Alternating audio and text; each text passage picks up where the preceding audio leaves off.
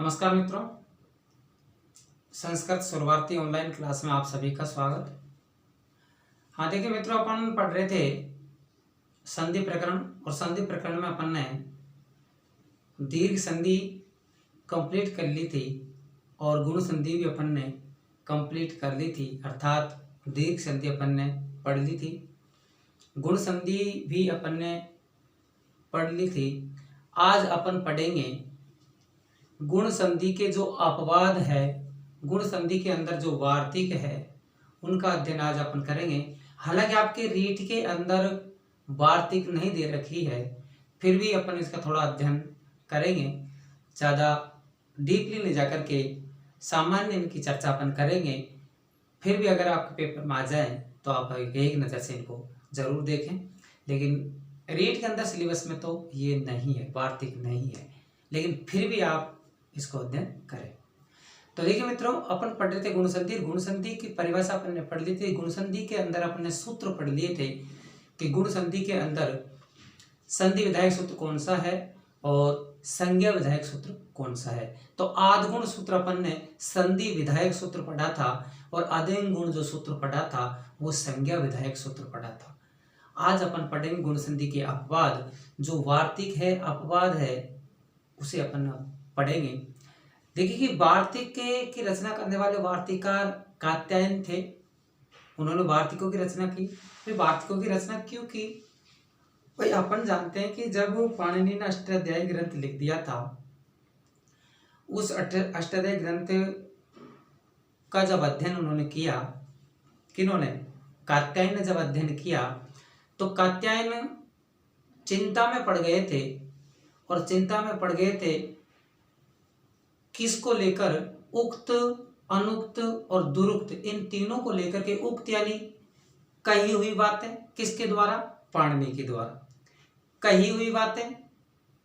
अनुक्त जो न कही हो और दुरुक्त जो कठिनता से कही हो। ये किसके द्वारा? पाणिनि के द्वारा। पाणिनि के द्वारा जो बात न कही हो, कठिनता से कही हो और कही हो, इन बातों को समझाने के लिए इन बातों की चिंता कात्यायन को उत्पन्न हुई। और कात्यायन को जो चिंता हुई तो कात्यायन ने फिर वार्तिकों की रचना की। तो आपको याद होनी चाहिए कि अष्टाध्यायी के 1500 सूत्रों पर कम से कम 4000 वार्तिक, 4000 से 5000 तक वार्तिक कात्यायन ने लिखी थी। तो वो वार्तिक आज अपन पढ़ेंगे। तो देखिए मित्रों, गुण संधि के अपवाद के अंदर अपन पढ़ रहे हैं। अपवाद यानी जिसको अपन वार्तिक कहते हैं। और जो पहली वार्तिक है तो देखिएगा, पहली वार्तिक आपकी अक्सादुहिन्या मुप संख्यानम। अक्सादुहिन्या मुप संख्यानम, ये वार्तिक देखिए मित्रों क्या कहती है। ये वार्तिक ये कहती है कि यदि अक्स के बाद ऊहिनी शब्द आता है, यदि अक्स के बाद ऊहिनी शब्द आता है तो वहां पर गुण संधि को छोड़ करके वृद्धि संधि की जानी चाहिए। अब नियम तो आपको याद होनी चाहिए कि इस जगह पर अपन ने जो गुण संधि में पढ़ा था, तो गुण संधि में अपन ने क्या पढ़ा था? देखो इधर सामने ये प्लस है, इधर क्या दिखाई दे रहा है? ए दिखाई दे रहा है इसमें से, इधर से ये ऊ दिखाई दे रहा है। तो अपन गुण संधि में जो अपन ने आद्गुण सूत्र जो अपन ने पढ़ा था, अदेंग गुण जो सूत्र अपन ने पढ़ा था, तो वो नियम तो ये कहता है कि ए के बाद में ऊ आता है तो यहाँ पर क्या होता है? ओ होता है। ये नियम कहता है। आद्गुण तो यही कहता है भाई, आद्गुण इस नियम को कहता है। लेकिन इस जगह पर ये जो वार्तिक है अक्सादुहिन्या मुप संख्यानम, ये कात्यायन की जो वार्तिक है, वर रुचि की जो वार्तिक है, वो वार्तिक ये कहती है कि अक्स के बाद में ऊहिनी शब्द आता है तो वहां पर ओ नहीं औ होना चाहिए। क्या होनी चाहिए? औ होना चाहिए। अर्थात यहाँ पर क्या किया उन्होंने? इन दोनों के स्थान पर यहाँ पर औ किया है। क्या किया? यहाँ पर ये औ किया है, अर्थात गुण के स्थान पर वृद्धि की है। तब यहाँ पर यह अक्सोहिणी शब्द बनता है। अक्स के बाद में ऊहिनी शब्द आ गया तो अक्सोहिणी बना दिया अपन ने। आप कहेंगे ने को ने के ऊपर तो याद रखें मित्रों, संस्कृत वर्णमाला के अंदर, संस्कृत व्याकरण के अंदर पूर्व पदार्थ संज्ञायाम गे एक सूत्र है, पूर्व पदार्थ संज्ञायाम गे, उस सूत्र से इस ने का णत्व हो जाता है। तो याद रखें, जब आपके पेपर में प्रश्न आ जाए कि अक्षोहिणी का संधि विच्छेद क्या होगा, तो आपको पेपर में करना होगा अक्ष प्लस ऊहिनी। क्या करना होगा मित्रों? अक्ष प्लस ऊहिनी करना होगा। अक्षोहिणी शब्द में संधि पूछे तो आपको यहाँ पर वृद्धि संधि करनी है, क्योंकि ये जो अपवाद है, किसका अपवाद है? आद गुण का अपवाद। किसका अपवाद है मित्रों? अपवाद, आद गुण का अपवाद। और आपको साधारण सी भाषा में अपन जानते हैं कि जैसे ग्रामीण भाषा में अपन बोलते हैं, जैसे मान के चलते हैं यहाँ पर गुण संधि का नियम लागू हो रहा है और बीच में आकर के ये वार्तिक आती है, अर्थात फाट्या में पग देना जिसको अपन कहते हैं, तो ये वार्तिक बीच में आ गई यहाँ पर। अर्थात अपन ऐसे न समझे, तो आप ऐसे समझे कि बीच में लाडा की बुआ बनना, उसी को वार्तिक कहते हैं।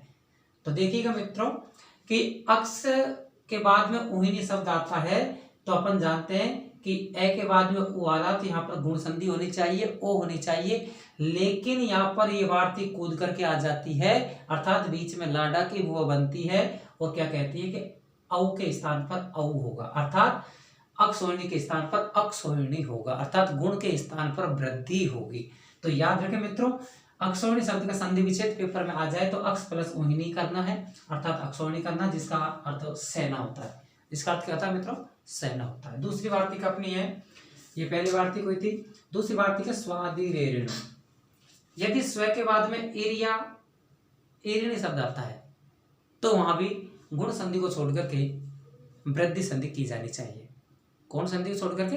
वृद्धि संधि को छोड़कर। देखिए मित्रों, स्व के बाद में ए, तो यहाँ पर ये ए दिखाई दे रहा है, इधर भी ये ए आ रहा है, तो बराबर अपन इस जगह पर क्या करते हैं? ए करते हैं, लेकिन यहाँ पर ए नहीं हुआ, क्या हुआ यहाँ पर? ये आई हुआ, अर्थात ये अपवाद हुआ। तो याद रखें, स्व के बाद में एर आता है तो वहां पर वृद्धि संधि होती है, स्व के बाद में एरिन आता है वहां भी आपको वृद्धि संधि करनी है। शब्द याद रखने आपको, स्व के बाद में एर आए तो और स्व के बाद में इरण आए तो गुण संधि न करके अपन को कौन सी संधि करनी है? वहां पर वृद्धि संधि करनी है। तो याद रखें, यहाँ पर ये वृद्धि संधि के उदाहरण है, ये भी वृद्धि संधि के उदाहरण है। स्वैरणी, स्वच्छंद विचरण करने वाला, स्वैरणी यानी स्वच्छंद विचरण करने वाली, याद रखें। अगली वार्तिक आपकी प्रादुहुडो डयसेसु।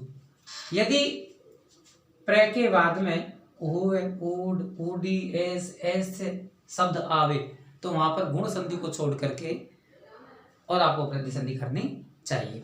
जिससे प्र के बाद में ऊ आ गया, तो अपन जानते हैं कि प्र के बाद में ऊ आ गया, तो इधर से ए दिखाई दे रहा है, इधर ये ओ दिखाई दे रहा है, तो बराबर यहाँ पर अपन क्या करते ओ करेंगे। किस नियम से? आद गुण से।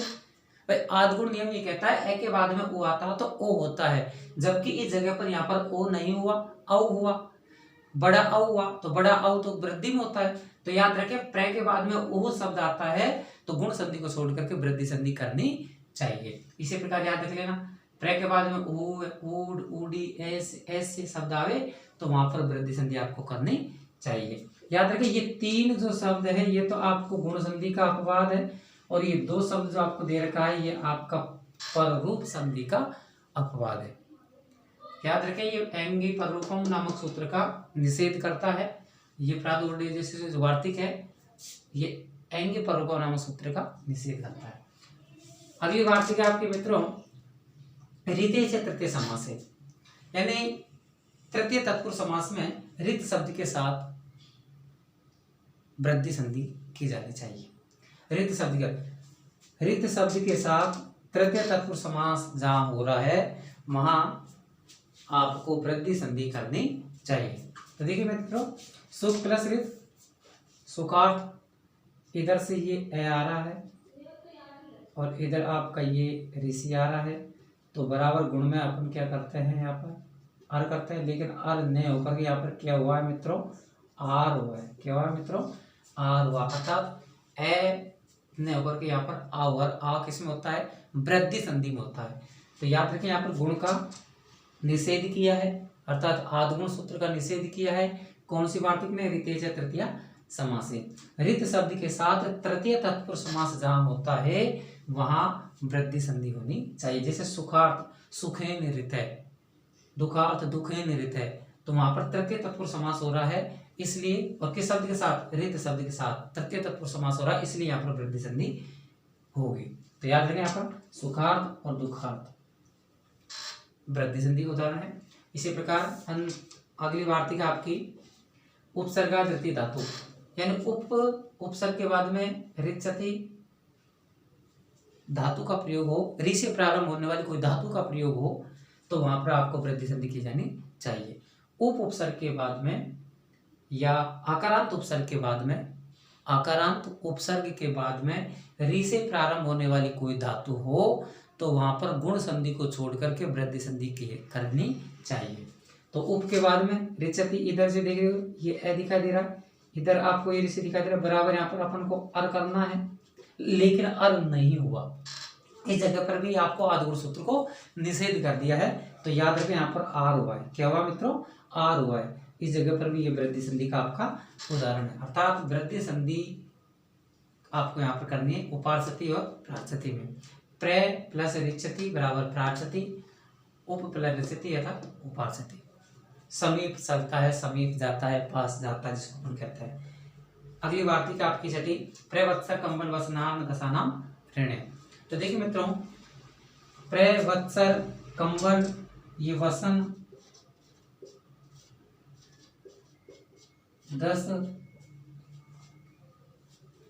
प्रवत्सर कंबल वसन ऋण और 10 ऋण 6 शब्द याद रख लो मित्रों। ये 1 2 3 4 5 6 ये 6 शब्द है। इन 6 शब्दों के बाद में यदि ऋणम शब्द आता है, कौन सा शब्द आता है मित्रों? ऋणम शब्द आता है, तो वहां पर आपको वृद्धि संधि करनी चाहिए। जैसे प्र प्लस ऋणम प्रारणम, वत्सर प्लस ऋणम वत्सरारणम, कमलारणम वसनारणम, दशारणम ऋणारणम। तो याद रखिए प्र वत्सर कंबल वसन 10 और ऋण, इन शब्दों के पीछे ऋणम शब्द आवे तो वहां पर आपको गुण संधि को छोड़ करके वृद्धि संधि करनी चाहिए। तो याद रखिए ये प्रवत्सर कंबल वसनाम दशानाम ऋण, ये जो वार्तिक है ये गुण संधि की वार्तिक है, अर्थात ये वार्तिक आपको आदिगुण सूत्र का निषेध करती है। इसी प्रकार एत्येत्युर्षु अगली वार्तिक आपकी अगला अपवाद है। एत्येत्युर्षु सूत्र ये कहता है कि यदि ए वर्ण के बाद में एति, एद या उ, एति एजाति धातु जिसको अपन कहते हैं, एद धातु जिसको अपन कहते हैं, या उ शब्द आवे तो वहां पर गुण संधि को छोड़ करके वृद्धि संधि करनी चाहिए। जैसे यहाँ पर उप प्लस एति, अब यहाँ पर याद रखें मित्रों, जैसे ये ए है, इधर ये ए है, बराबर यहाँ पर क्या होनी चाहिए? आई, अर्थात यहाँ पर ये ए ही होनी चाहिए। अर्थात पर रूप संधि का एंगी पर रूप सूत्र कहता है कि आकारांत उपसर्ग के बाद में एंग आता है तो वहां पर रूप होता है। तो एंगी पर रूपम सूत्र का यहाँ पर निषेध करता है एत्येत्युर्षु नामो वार्तिक। तो एंगी पर रूपम याद रख लेना, यहाँ पर ये नहीं होकर के यहाँ पर क्या कर दिया उन्होंने? आई कर दिया, अर्थात वृद्धि की है। किस सूत्र का निषेध किया है? एंगी पर रूपम का। इसी प्रकार उप देते हैं, उप प्लस ए देते, यहाँ पर भी यही हुआ।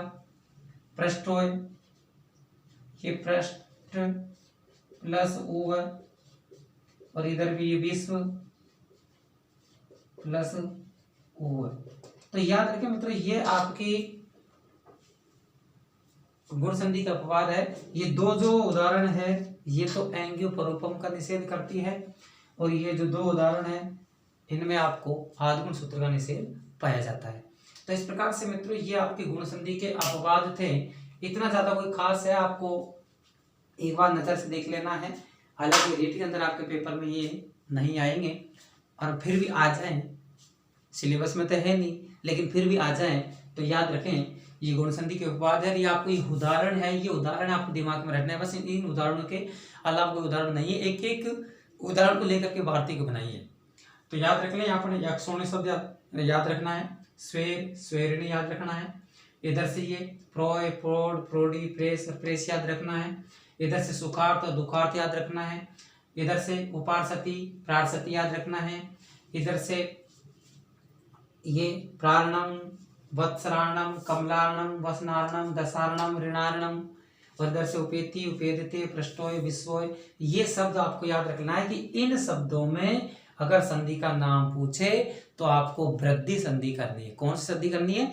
वृद्धि संधि करनी है। अर्थात ये जो सभी उदाहरण है ये गुण संधि के अपवाद है, अर्थात गुण संधि होनी चाहिए थी, और किन किन जगहों पर पररूप होनी चाहिए थी।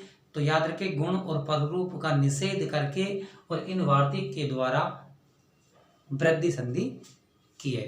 तो याद रखें मित्रों, अगर आपको वीडियो पसंद आ रहा है तो वीडियो को अधिक से अधिक अपने मित्रों के साथ शेयर करें, और जिन्होंने अभी तक मेरा चैनल सब्सक्राइब नहीं किया है तो मित्रों वो वीडियो के नीचे रेड कलर में जो सब्सक्राइब का बटन है उसको क्लिक करें, और बेल आइकन को भी ज़रूर दाबें, क्योंकि वीडियो को नोटिफिकेशन आपको मिलता रहेगा। और किसी को कोई प्रकार की कोई समस्या हो, कोई पूछना हो तो वीडियो के कमेंट्स बॉक्स में कमेंट्स अवश्य करें। मिलते हैं अगले वीडियो में, तब तक के लिए नमस्कार, जय हिंद, जय भारत।